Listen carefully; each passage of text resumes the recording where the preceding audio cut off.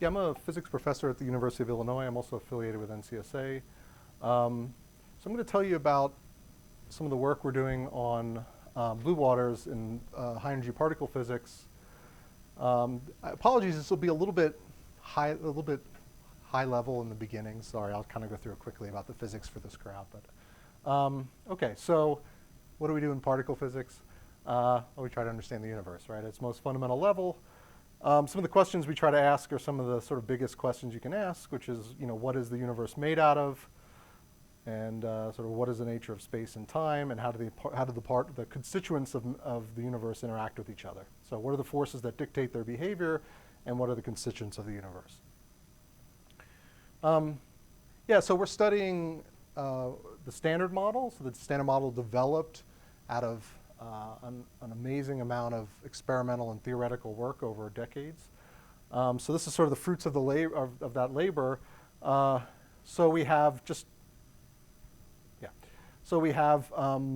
quarks and leptons, and we have the force-carrying particles, and we have the Higgs boson in the center. So ordinary matter is made out of the quarks and the leptons.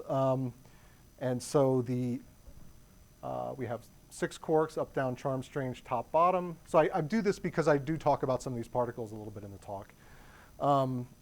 And for the leptons, we have the 3 charged leptons and their associated neutrinos. The forces amongst these particles are mediated by other particles, which are the intermediate vector bosons. These are the ones that mediate the matter interactions, and several of these also have interactions amongst themselves. For example, the photon doesn't carry its own charge, so it doesn't interact with itself, but the gluon and the W and Z can. So we have the photon mediates the electromagnetic interaction. The gluons, of which there's 8, mediate the strong interactions that bind quarks together. So objects with color feel the strong interaction. And then we have the W plus, W minus, and the Z particles that mediate the weak interaction, which is most familiar in terms of radioactive decay. The interesting thing about, if you look at the masses of these force-carrying particles, is that the photon and the gluons are massless, as far as we know. But the weak bosons are very heavy. So the Z particle weighs 90 times the mass of the proton, for example. And this is a really big theoretical problem that was solved through the Higgs mechanism back in the 60s. But it really has sort of escaped experimental verification. And it's the central solution to this question, so of how to make a gauge invariant theory with massive force-carrying particles, is the Higgs field, for which the excitation of the Higgs field is the Higgs boson. And before 2012, this was a particle that was never observed. But this plays a central role in particle physics in that it's the only fundamental scalar in the standard model. All the other particles are either spin 1 or spin 1/2. And so it's the only spinless particle. It's also the one that mediates it couples to mass. So it imparts mass to these the force carriers, and it also imparts mass to the fermions. Okay, yeah, that's my little joke there. All right, so one of the ways we probe this physics is through particle colliders, and I used to work at the Fermilab Tevatron, which was the world's largest particle collider, highest energy particle collider. That's superseded by the Large Hadron Collider at CERN. And so there's counter-rotating bunches of protons that are with about 10 to the 11 protons per bunch, and these are counter-rotated and focused at various points on the ring. This ring is 27 kilometers in circumference. The 2 general purpose experiments that study proton-proton collision are the CMS and the ATLAS experiment. This is optimized for heavy ion physics, and this is optimized for forward physics for B-quark studies. And so in terms of from a computing perspective, you can view these things as sources of high-rate data. And so the LHC experiments generate around 50 petabytes a year of science data currently. So I'll talk a little bit about the future. So the ATLAS detector is huge. It's as large as a 6-story building. It weighs as much as the Eiffel Tower. So protons are focused, bunches of protons are focused to collide at the center here. So they come in one direction and the other direction. And one thing that's we wouldn't get a lot of rate if it was sort of a proton at a time. So like there's like I said, these large bunches of protons that causes, in order to have enough rate of collisions, and that causes challenges in terms of interaction pileup. There can be 200 simultaneous interactions in this interaction region per bunch crossing, and the bunches cross at whatever 40 megahertz or whatever. And here's just a picture of what the Atlas detector would look like with the inner detector pulled out, and you see the muon spectrometer and the toroids and so forth. Okay, just to flash up kind of the roadmap for the Large Hadron Collider, we're sort of here. We're actually starting a long shutdown where there'll be upgrades, and then we'll collect about twice as much data as we have right now. Then we'll go into a long shutdown where when we come out of it, the trigger rates will increase. The luminosity is instantaneous luminosity, which you can think of it as the brightness of the proton beams that collide, increases very substantially, and that creates a lot of challenges on the experiments. That happens around 2026 is when the kind of science data for that era, we call that the high luminosity LHC. So if you look at the data volumes, this is, you can see sort of the Google Internet Archive is like 15 exabyte. You can look at various elements like Google's search data or Facebook uploads and so forth. Here's this line at infinity from other entities. But what you can see is the high luminosity LHC running will generate about an exabyte of science data a year once we start in this high luminosity era. The only one that really rivals is the square kilometer array, which would also collect a similar amount, although I heard in the talk, at the first talk of the workshop, that might actually be 30 exabytes a year. Wow, I didn't know that. Yeah, these are like 40 million Blu-rays a year. Okay. So this is a huge challenge to process this exabyte of data, and I just wanted to give maybe a little bit of a plug, but it's also related to the work we're doing on Blue Waters, which is that there are huge challenges. You can see here in that high luminosity era, this just shows you the disk storage. You can see a similar curve for CPU requirements.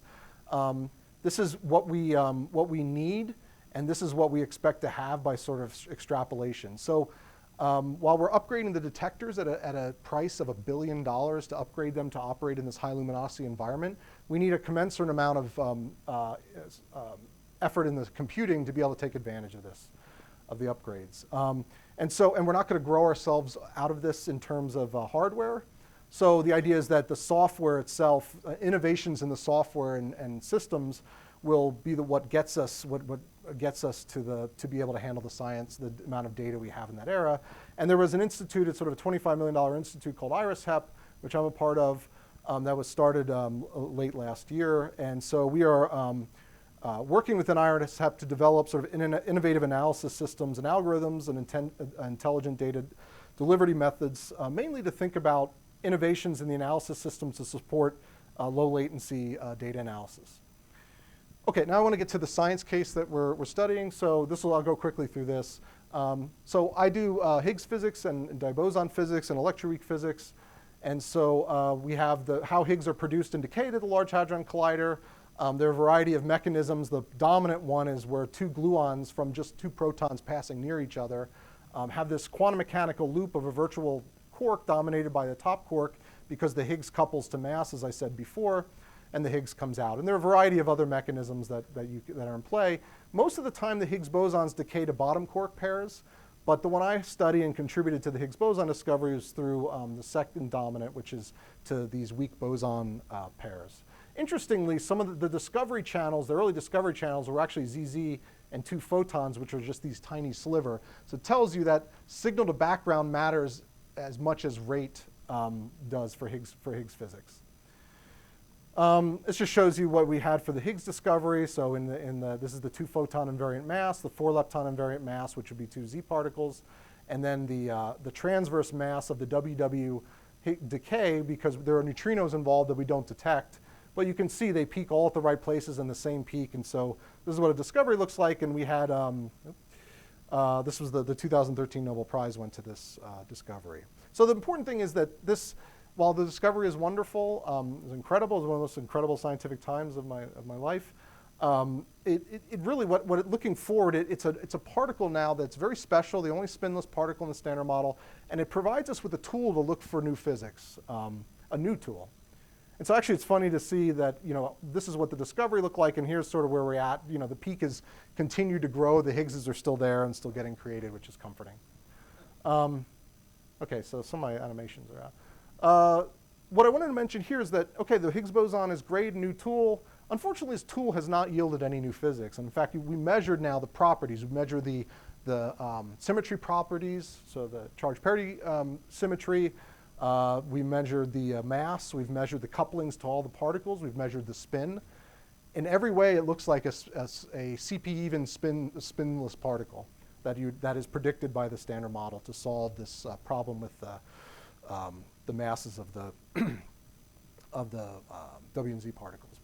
And so if you look, so I just show one result, which is just the coupling you would expect sort of on a log-log, this linear coupling between, we actually measured the coupling of the Higgs to various mass particles in the Standard Model, and they all follow the relationship you'd expect from the Standard Model. So there's this Chinese proverb, which I like, which says, okay, so we have the Higgs, it looks very Standard Model-like, or maybe in the nightmare scenario people are worried about, but there's this Chinese proverb that says, good luck seldom comes in pairs, but bad luck never walks alone. So maybe this bad luck of having a Standard Model like Higgs, we may actually be able to see pairs of Higgs bosons, and I'll tell you why that's important. So one of the next LHC frontiers is to say, okay, you have one single Higgs production. Let's see if we can look for di-Higgs production. Now, why would you want to do that? Well, one thing is the Standard Model actually predicts di-Higgs production. It can variety of diagrams. It can either have this box diagram, or there's a coupling, just like the W, I told you the W and Z particles and the gluons can couple, they're non-abelian engaged theory, they can couple to themselves. The Higgs boson also can couple to itself. It has weak charge that it can couple to. So there is a rate of di-Higgs production predicted in the Standard Model. And so so this is called the Higgs trilinear coupling. It's a triple Higgs coupling, and why would you want to measure it? Measuring this coupling is important since it probes the shape of the Higgs boson potential. So the whole deal with how the vector bosons get their mass is through a spontaneous symmetry breaking, where you have a particle, the Higgs field, that has a vacuum excitation value, which means the value of its field is not zero, even at its minimum energy. And in the Standard Model is a very precise prediction for the ratio of the Higgs to this vacuum expectation value for this trilinear Higgs coupling. So measuring di-Higgs production is a way to measure, the way to measure the trilinear Higgs coupling. And also the shape of this, so the shape of this, you can using the measurement of di-Higgs production, you can actually map out the Higgs boson potential, which has important implications for the evolution of the universe as well, in terms of whether we have a first order phase transition that could lead to baryogenesis and so forth. Unfortunately, di-Higgs production is 1,000 times smaller than single Higgs production in the Standard Model, so this is not something we're going to see now or in the HLHC era, likely, possibly. This is a very difficult target for even the full luminosity. But the reason I'm interested in it is because this, you can have new heavy particles, or you can have anomalous trilinear Higgs couplings that can enhance the rate of di-Higgs production a lot. So there are many ways that new physics could arise through di-Higgs production, and we've never looked before, really. We're just starting to now. So what I'm interested in is searching for di-Higgs production via the decay of some new heavy particles, which would have a dominant decay open channel to two Higgs bosons. Okay, so that's great. So when I say resonant di-Higgs production, I'm think a particle decaying to two Higgses. But this is very challenging, especially as you look for heavier and heavier particles decaying to Higgses, because what happens is for heavy particles decaying into di-Higgs, the Higgs bosons that come out are very boosted. That is, their momentum is very high relative to the rest mass. Even though the Higgs boson weighs as much as a cesium atom, it weighs 125 times the proton mass. It still can be very energetic. If you have like a multi-TeV particle decaying to Higgses, those Higgses are highly relativistic, highly boosted. And what it means is that the Higgs decay products in the lab frame as being viewed are very much merged together and collimated. And the detection of those boosted Higgs bosons, when you have all their decay daughters in a single small cone, is very challenging. And so this is the problem my group is working on to solve. I show you here just two examples where this could either, the W's could decay to all quarks, which give jets, or you could have, the interesting one we're kind of working on is the semi-leptonic W decay, where you have a lepton, electron or muon, embedded in this jet. If you look at, versus the Higgs transverse momentum, if you look at the minimum opening angle between the decay daughters, you find that the larger the Higgs is, the more boosted the Higgs, the smaller the opening angle, and therefore all the energy gets sort of merged together, and you have difficulty distinguishing that experimental signature, signature experimentally. So what we're doing on Blue Waters is we're using machine learning to identify these boosted Higgs bosons. And what we're doing is we're using combinations of, we studied recursive neural networks, we've studied convolutional neural networks, we studied deep neural networks, and one of my students has used Blue Waters to do the hyperparameter optimization for the deep neural network identification based on substructure information, basically low-level detector information from these decays. He's trained neural networks to be able to extract the boosted Higgs bosons. The current best version of this is using a combination of CNN and a DNN, and we're working now on mass decorrelating using adversarial neural networks, the Higgs mass from the rest of the network, so we don't bias ourselves. Okay, another piece of physics we're doing. This is something I've thought about for a while. Is that long story short is that while we can generate, generate boosted decision trees, deep neural networks to do event-based event classification, there's another way that you can calculate you can separate signals from backgrounds, is to do an ab initio calculation of a quantum field theory version of Fermi's golden rule, which calculates the probability density for some final state given any physics process you want. This is called the matrix element method. And the reason I bring this up is because this is a very powerful method. It correlates all the kinematic information in the event in a single discriminator, unlike a training-based method where you have to pick all the energies and angles. So for very complicated decays, this includes all the information. The reason it's not very much used is because it's extraordinarily computationally intensive. It involves 8 to 10 dimensional integration, and it has to be done over and over again. It's just too cumbersome.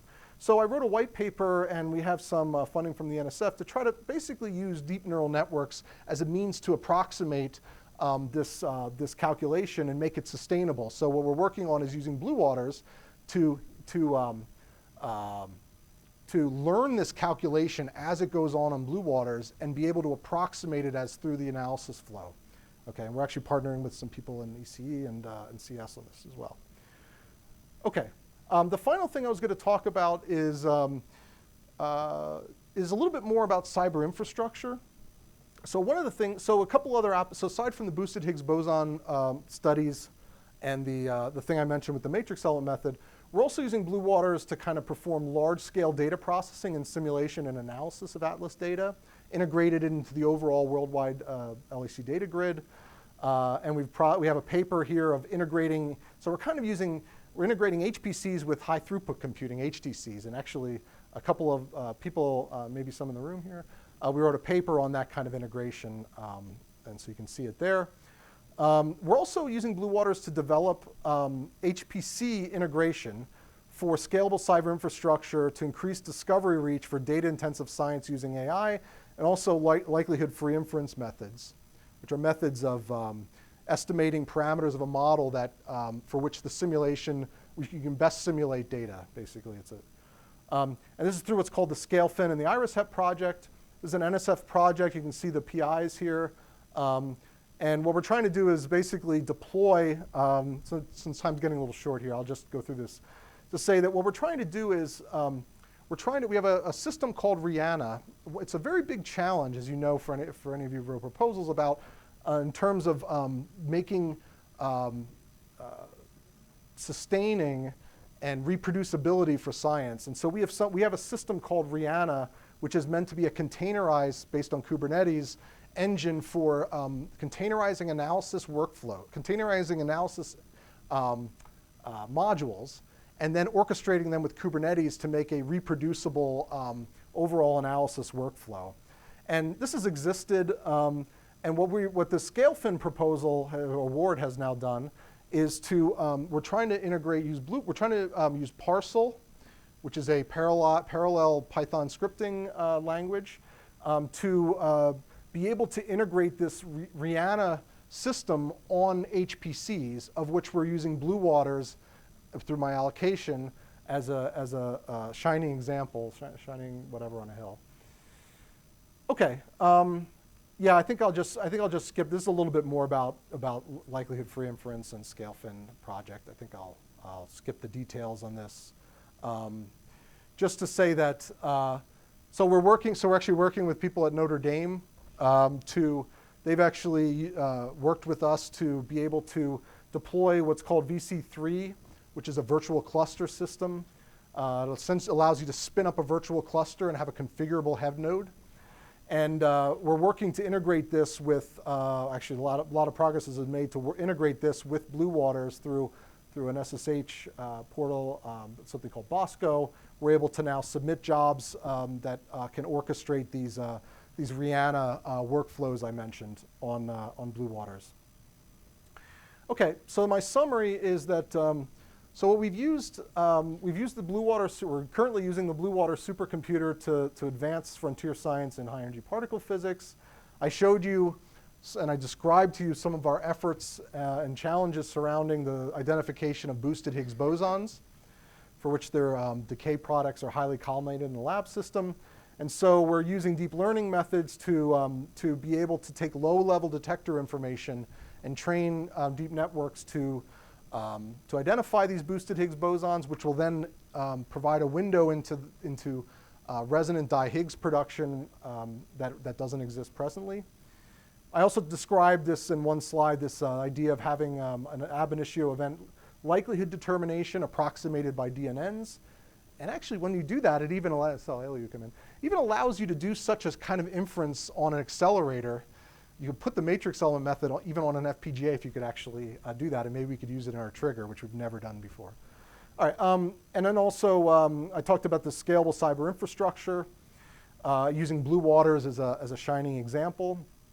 And I just maybe mentioned that, having aside from the science we can get done on this machine, having the Blue Waters allocation, it's also helped us establish new collaborators within our experiment, because we're working on things that other groups are working on. We say, hey, we have this great resource.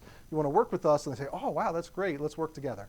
So this has helped kind of build new collaborators and also sort of strengthen existing partnerships, as well as not only the people, but projects like SCAILFIN and IRIS-HEP. And then just wanted to thank the NSF and Blue Waters for delivering and operating such a wonderful resource on our campus. And certainly it's been great to make use of that machine for my science. All right, that's all I have.